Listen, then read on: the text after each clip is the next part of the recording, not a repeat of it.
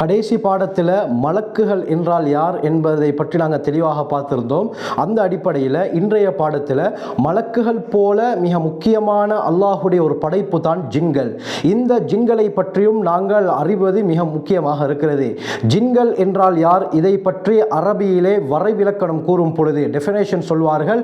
ஹல்குன் நாரியுன் யதஷக்கலு B அஷ்காலின் முக்தலிஃபத்தின் ஹத்தல் கல்பி வல் ஹின்சீர்.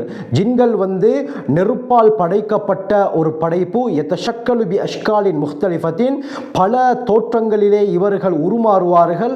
ஹத்தல் கல்பி வல் ஹின்சீர், நாய் பன்றி உட்பட நாய் பன்றியுடைய தோற்றத்திலும் இந்த ஜின்களுக்கு உருமாற முடியும். ஆனால் மலக்குகளை பற்றி நாங்கள் பார்த்திருந்தோம், அவர்களும் பல தோற்றத்திலே உருமாற முடியும். ஆனால் நாய் பன்றியுடைய தோற்றத்திலே அவர்களுக்கு உருமாற முடியாது. ஆனால் ஜின்களுக்கு அந்த தோற்றத்திலும் உருமாற முடியும். அல்லாஹ் சுப்ஹானஹு வ தஆலா இந்த ஜின்களை பற்றி குர்ஆனிலே ஏராளமான ஆயத்துகளிலே பேசுகிறான். அது மட்டுமல்லாமல் சூரா ஜின் என்ற ஒரு தனி அத்தியாயமே இருக்கிறது. இதிலே இந்த ஜின்களை பற்றி அல்லாஹ் சுப்ஹானஹு வ தஆலா தெளிவாக பேசுகிறான். அல்லாஹ் சுப்ஹானஹு வ தஆலா குர்ஆனில் சொல்லும் பொழுது வஹலக்கல் ஜான்ன மின் மாரிஜின் மின் நார், இந்த ஜின்கள் நெருப்பினால் படைக்கப்பட்டவர்கள். ஹலக்கல் ஜான்ன, அல்லாஹ் சுப்ஹானஹு வ தஆலா இந்த ஜின்களை நெருப்பினால் படைத்தான் என்பதாக குர்ஆனிலே கூறுகிறான். இப்போ எங்களுக்கு ஒரு கேள்வி எழும்பலாம், இந்த ஜின்கள் சாப்பிடுகிறார்களா, குடிக்கிறார்களா, இவர்களும் உறவுகளிலே ஈடுபடுகிறார்களா என்று. அதற்குரிய பதிலை அல்லாமா இப்னு கஸீர் அல் பிதாயா வன் நிஹாயாவில் குறிப்பிடும் பொழுது முதலாவது பாகத்தில் 70வது பக்கத்தில் இந்த விடயத்தை தெளிவுபடுத்துகிறார்கள். அன்னல் ஜான்ன ஹுலிகு மினன் நார், இந்த ஜின்கள் நெருப்பினால் படைக்கப்பட்டவர்கள். வஹும் கபனி ஆதம், இவர்கள் மனிதர்களை போன்றவர்கள் தான். யக்குலூன், சாப்பிடுகிறார்கள். வயஷ்ரபூன், குடிக்கிறார்கள். வயத்தனாசலூன், இதே போல இவர்கள் குழந்தைகளையும் பெற்றுக்கொள்கிறார்கள். அதாவது உறவு முறையில் ஈடுபட்டு இவர்கள் குழந்தைகளையும் பெற்றுக்கொள்கிறார்கள். வமின்ஹும் அல் முஃமினூன வமின்ஹும் அல் காஃபிரூன், இந்த ஜின்களில் முஃமினான ஜின்கள் என்றும் காஃபிரான ஜின்கள் என்றும் இருக்கிறார்கள். மனிதர்கள் எப்படி முஃமின் காஃபிர் என்று இருக்கிறார்களோ இதே போல இந்த ஜின்களிலும் இருக்கிறார்கள் என்பதாக இவர்கள் கூறுகிறார்கள்.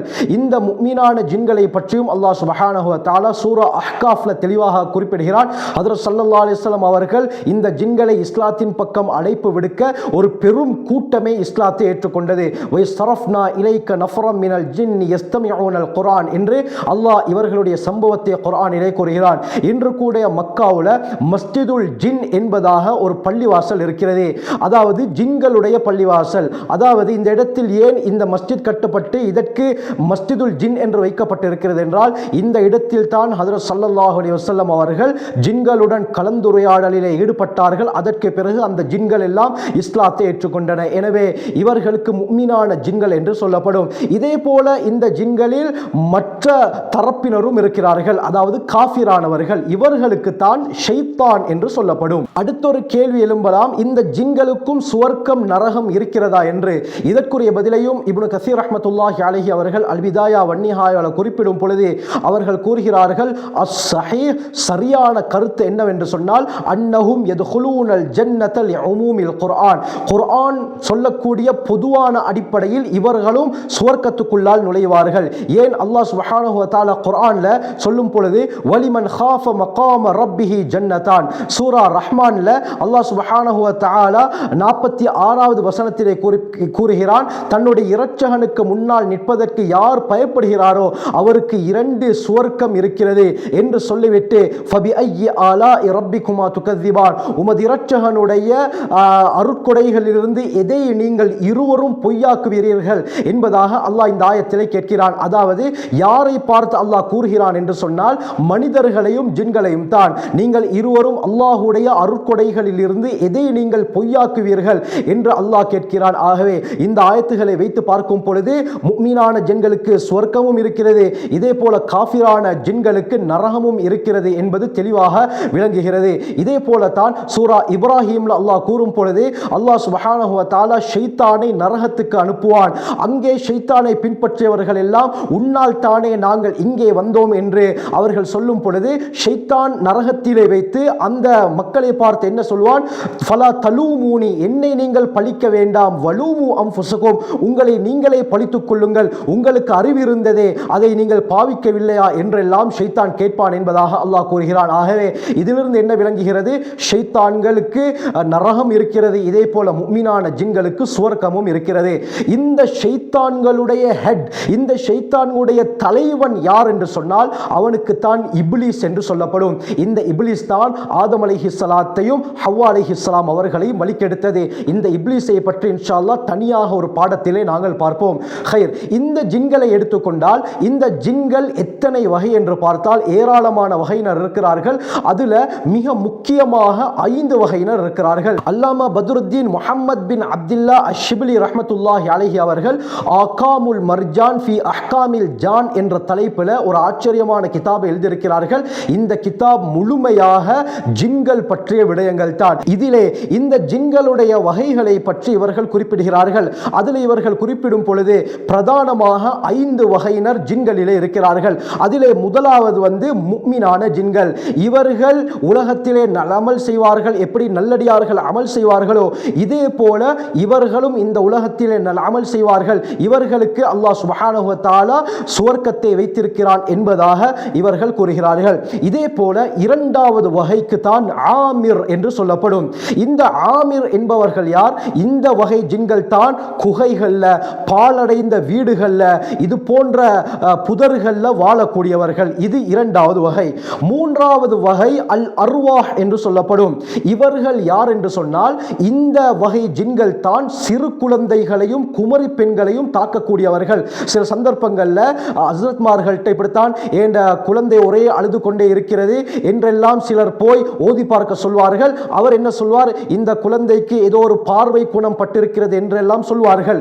இதற்கு உண்மையான காரணம் என்னவென்றால் இமாம் அவர்கள் குறிப்பிடுகிறார்கள், இந்த அர்வாஹ் என்ற ஜின்கள் சிறு குழந்தைகளையும் குமரி பெண்களை, அதாவது பருவ வயதை அடைந்திருக்கக்கூடிய, அதாவது கிட்டத்திலே அடைந்த அந்த பெண்களையும் இவர்கள் டார்கெட் பண்ணுவார்கள். எனவே சில சந்தர்ப்பங்களில் விடாமல் குழந்தைகள் அழுது கொண்டிருந்தாலும் புதிதாக பருவ வயதை அடைந்த அந்த குமரி பெண்களிடத்திலே ஏதாவது மாற்றமான செயற்பாடுகள் நடந்திருந்தாலும் அதற்கு என்ன காரணம் என்று சொன்னால் இந்த அர்வாஹ் என்ற வகை ஜின்களுடைய சில செயற்பாடுகள் தான். புகாரியுடைய 3280வது ரிவாயத் ஜாபிர் ரலியல்லாஹு அன்ஹு அறிவிக்கிறாங்க, ஸல்லல்லாஹு அலைஹி வஸல்லம் சொன்னார்கள், இதஸ்தஜ்னஹல் லைல், இரவு படர்ந்து விட்டால் ஃபகுஃபு சிபியானகும், உங்களுடைய சிறார்களை நீங்கள் தடுத்துக் கொள்ளுங்கள். ஃபஇன்ன ஷயாத்தீன தன்தஷிரு ஹீனஇதின், ஏனென்றால் நிச்சயமாக இந்த ஷைத்தான்கள் அந்த சந்தர்ப்பத்தில் தான் பரவ ஆரம்பிக்கிறார்கள். ஆகவே அருமையானவர்களே, அப்ப குழந்தைகள் தொடர்ந்து அழுது கொண்டே இருக்கிறது, என்ன செய்தாலும் அந்த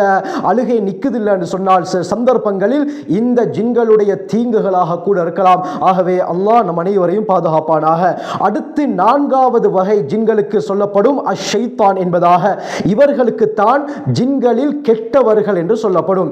இந்த கெட்ட ஜின்கள், காஃபிரான ஜின்களுக்கு பொதுவாக சொல்லப்படக்கூடிய வார்த்தை தான் அஷைத்தான் என்பது.